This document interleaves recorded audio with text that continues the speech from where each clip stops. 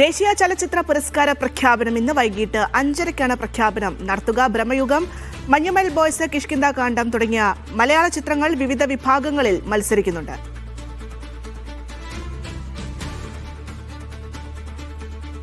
ആദ്യം ഡൽഹിയിലേക്കാണ് പോകുന്നത്. അവിടെ ഡി ധനസുമോദ ചേരുന്നുണ്ട്.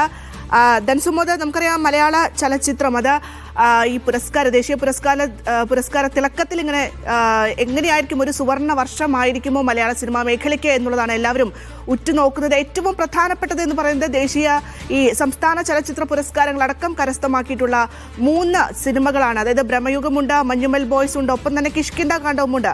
അതായത് ഇഞ്ചോടിഞ്ച് പോരാട്ടമായിരുന്നു സംസ്ഥാന അവാർഡ് ആ ഒരു വേദിയിൽ നമ്മൾ കണ്ടത്. എന്തായാലും ഇത് തന്നെയായിരിക്കുമോ ദേശീയ പുരസ്കാരത്തിനുള്ളത് എന്നുള്ളതാണ് നമുക്ക് നോക്കാനുള്ളത്. ഇനി എങ്ങനെയാണ് മറ്റു ചിത്രങ്ങളൊക്കെ? ഭദ്ര, ഇനി കൃത്യം 1 മണിക്കൂർ മാത്രമാണ് മുന്നിലുള്ളത്. ഈ മലയാളത്തിന്റെ വലിയ നേട്ടം ഇത് ഇന്ത്യയുടെ നേട്ടം തന്നെ ആകുമോ എന്നുള്ളൊരു കാര്യമാണ് ഇനി കണ്ടറിയേണ്ടത്. ഭദ്ര നേരത്തെ സൂചിപ്പിച്ച പോലെ തന്നെ പ്രധാനമായും 3 ചിത്രങ്ങൾ തന്നെയാണ്, മലയാള ചിത്രങ്ങൾ തന്നെയാണ് വലിയ ഒരു പോര് നടക്കുന്നത്. കാര്യം ഒന്നിനൊന്ന് മെച്ചം എന്ന തരത്തിൽ തന്നെയാണ് ഈ പുരസ്കാരങ്ങൾ നേടാൻ വേണ്ടിയുള്ള ഈ അർഹതാ പട്ടികയിൽ ഇവർ ഉൾപ്പെടുത്തിയിരിക്കുന്നത്. ബ്രഹ്മയുഗത്തിലെ ഒരു അസാധ്യമായ ഒരു അഭിനയത്തിനാണ് ഈ മമ്മൂട്ടി വീണ്ടും ദേശീയ പുരസ്കാരത്തിന് അവാർഡിന് അർഹനാകുമോ എന്നുള്ളൊരു കാര്യമാണ് കണ്ടറിയേണ്ടത്. ഇതുപോലെ തന്നെ വിജയരാഘവൻ, അദ്ദേഹം ഈ കിഷ്കിന്ധാകാന്ഡം സിനിമയിലൂടെ അദ്ദേഹവും പോറിന് തന്നെ ഇറങ്ങിയിരിക്കുകയാണ്. ഇതുകൂടാതെ മഞ്ഞുമൽ ബോയ്സും വളരെ ശക്തമായി തന്നെ ഈ മത്സര പട്ടികയിൽ തന്നെ ഉണ്ട്.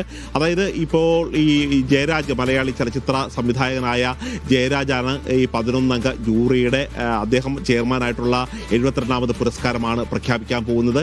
മലയാള ചലച്ചിത്രത്തെ സംബന്ധിച്ച് പറയുകയാണെങ്കിൽ ഈ മറ്റുള്ള ഏതൊരു ഭാഷയിലെ ചലച്ചിത്രത്തിനേക്കാളും വെല്ലുന്ന തരത്തിലുള്ള മികച്ച സാങ്കേതിക തികവ്, ഇതുകൂടാതെ ഒരു ക്രിയാത്മകമായ കഴിവുകൾ എല്ലാം ഒത്തുചേർന്ന സിനിമകളാണ് ഇവിടെ മത്സരിക്കാൻ എത്തിയിരിക്കുന്നത് എന്നുള്ളൊരു കാര്യമാണ് നമുക്ക് എടുത്തു പറയേണ്ടത്. ഇതുകൂടാതെ മറ്റു കാര്യം, കേരളത്തിൽ വരെ ഹിറ്റായിട്ടുള്ള മറ്റു അന്യഭാഷാ ചിത്രങ്ങളുണ്ട്.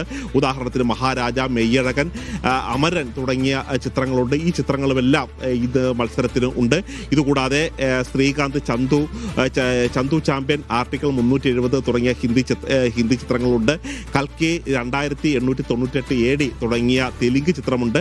അങ്ങനെ ഒരു തലപ്പൊക്കമുള്ള നിരവധി നടീനടന്മാർ പരസ്പരം ഏറ്റുമുട്ടുന്ന ഒരു കാഴ്ചയാണുള്ളത്. ഏതാനും നിമിഷങ്ങൾക്ക് തന്നെ, അതായത് കൃത്യം 5:30 തന്നെയാണ് നാഷണൽ മീഡിയ സെന്ററിൽ അവാർഡ് പ്രഖ്യാപനം ഉണ്ടാകുക.